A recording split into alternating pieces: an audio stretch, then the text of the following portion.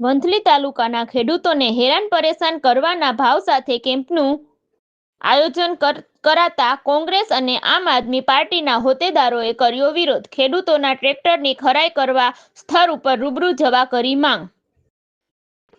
જગતના તાત ખેડૂતોને પાક વીમાનો પ્રશ્ન હોય, પછી યુરિયા ખાતર મેળવવાનો પ્રશ્ન હોય કે ભારે વરસાદના કારણે ખેતરો ધોવાઈ ગયા હોય તો નુકસાનનું વળતર મેળવવા માટે હોય, હર હંમેશા વહીવટ તંત્ર સમક્ષ લાચારી વ્યક્ત કરવી પડે છે। તેવો જ કિસ્સો આજે વંથલી તાલુકામાં બનવા પામેલ છે। ખેડૂતોની આજીવિકાનું સાધન એટલે કે ટ્રેક્ટર અને આ ટ્રેક્ટર સરકારશ્રીની વિવિધ યોજના તળે ખેડૂતો ખરીદી કરતા હોય છે। તેવા કિસ્સામાં આજરોજ ખેતીવાડી વિભાગ દ્વારા વંથલી તાલુકાના તમામ ખેડૂતોને ખરીદી કરાયેલ ટ્રેક્ટર સાથે નરેડી ગામે બોલાવતા કોંગ્રેસ અને આમ આદમી પાર્ટીના હોદ્દેદારો પહોંચી જઈ અધિકારીઓ સામે સવાલોનો વરસાદ સર્જી દીધો હતો। ટ્રેક્ટર માલિક ખેડૂતોના ગામે જઈ ખરાઈ કરવાના બદલે 20-25 કિલોમીટર દૂર ખેડૂતોને ટ્રેક્ટર સાથે બોલાવતા વહીવટતંત્ર સામે રોષ વ્યક્ત કરાયો હતો। ખરાઈ કરવાના સ્થળે આયોજનબદ્ધ ખરાઈ કરવાના બદલે માણાવદર હાઈવે રોડ ઉપર ખેડૂતોને બોલાવી લેવાતા ચક્કાજામની સ્થિતિ સર્જાઈ હતી અને ખેડૂતોને માનસિક રીતે હેરાન કરવાના ભાવ સાથે બોલાવેલ હોવાનું ખેડૂતોએ રોષભેર જણાવ્યું હતું। સ્થળ ઉપરના અધિકારીએ પણ સ્વીકાર્યું હતું કે ખેડૂતોના ઘરે જઈ ખરાઈ કરવી જોઈએ, પરંતુ કાર્યાલય આદેશ થતાં આજે અમારે તમામ ખેડૂતોને બોલાવવાની ફરજ પડી છે। ત્યારે ખેડૂતોને ખોટી રીતે હેરાન પરેશાન કરવાનું બંધ કરવા ઉપસ્થિત આગેવાનો ગિરીશ આરદેસરા, ઇરફાન શાહ, ભીમસિંહ ભેટારિયા, ગિરીશ ભીમાણીએ માંગ કરી હતી। બોલો નામ। મારું નામ ભીમસિંહભાઈ માલજીભાઈ ભેટારિયા, ગામ ટીકર, તાલુકો વંથલી।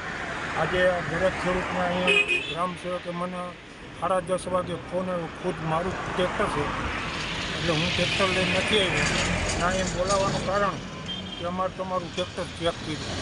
હવે જ્યારે ટ્રેક્ટર અમે લીધું ને ફાઇલ આપી, એમાં chassis number, bill number, passing બધું આપેલું છે અને જે ખેડૂતને સબસિડીને તરીકે આવે તો ગ્રામ સેવક કે અમારે એકારે બધું કરવું તો અમારે અહીંથી 15 કિલોમીટર ટિકટ થાય। તો આ કોઈ 2 વ્હીલ કે 4 વ્હીલ થોડુંક છે તો અડી કાઢીને પૂરી જાય। મારું ટ્રેક્ટર આજે ચાલુ હતું અને અહીંયા એટલા ટ્રેક્ટર ખર્ચ ભેગા કર્યા તો આનો ડીઝલનો ખર્ચો કોણ દે? આ કોઈ રોડ માટે આપવાના સાધનો છે અને ખેડૂતને ખોટી રીતે હેરાન કરે છે। ગ્રામ સેવકને મારે 100 ટ્રેક્ટર લીધેલા છે, 6 ટ્રેક્ટર ત્યાં ચેકિંગ કર્યા। નવીન ક્યાં કાયદામાં આવે છે આવી વસ્તુ કે અહીં ભેગા કરવાના? આમ તમે લાઈન તો જોવો ખેડૂતની, વિડીયો બતાવો, આમ લાઈન જોવો એટલા ખેડૂતને અહીં બધાને બોલાવ્યા। હું વંથલી તાલુકા કોંગ્રેસ પ્રમુખ ગિરીશભાઈ આરદેસરા।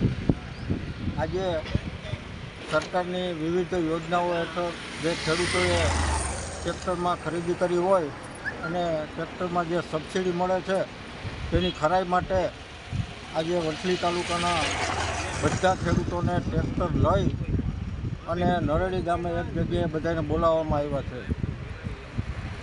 અત્યાર સુધીમાં ક્યારેય આવું કામ કોઈ પણ સરકારે કર્યું નથી। જે તે ખેડૂતનો જે ટ્રેક્ટરની સબસિડીમાં માન્ય થઈ હોય તો જે તે ગ્રામ સેવક ખેડૂતના ઘરે જઈ અને ખરાઈ કરે છે। આ પહેલી વખત આવું કૃત્ય કરવામાં આવ્યું છે। સરકારનો કોઈ પણ પરિપત્ર પણ નથી, કોઈ ખેડૂતોને જાણ કરવામાં નથી આવી। ઓચિંતા તાત્કાલિક ફોન કરીને બોલાવવામાં આવે છે। તો સરકાર જો ખરેખર ખેડૂતોને સહાય આપવા માંગતી હોય તો એના ઘરે જઈ અને જે કાંઈ એને સર્વે કરવું હોય, ચકાસણી કરવી હોય ટ્રેક્ટરની, તો એને ઘરે જઈને કરી શકે। આવા કૃત્ય કરવાનું બંધ કરો, ખેડૂતોને ગુમરાહ કરવાનું બંધ કરો। ખરેખર સહાય જો આપવી જ હોય તો એના ખેડૂતોના ઘરે જઈ અને ચકાસણી કરી અને સહાય આપો। કયા ડિપાર્ટમેન્ટમાંથી આવો છો? એગ્રીકલ્ચર। શું હોદ્દો છે? ગ્રામ સેવક।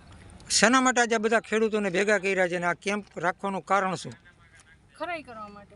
શેની ખરાઈ? ટ્રેક્ટરોની।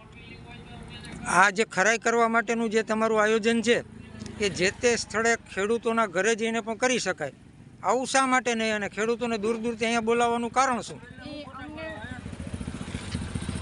અમને અમારી ઓફિસેથી સૂચના એવી આપવામાં આવી છે એટલા માટે।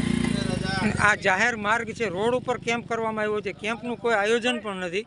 અરે ભાઈ પણ બીજે નથી કોઈ વ્યવસ્થા, એવો પ્લોટ કે એવું કઈ છે નહીં અહીંયા.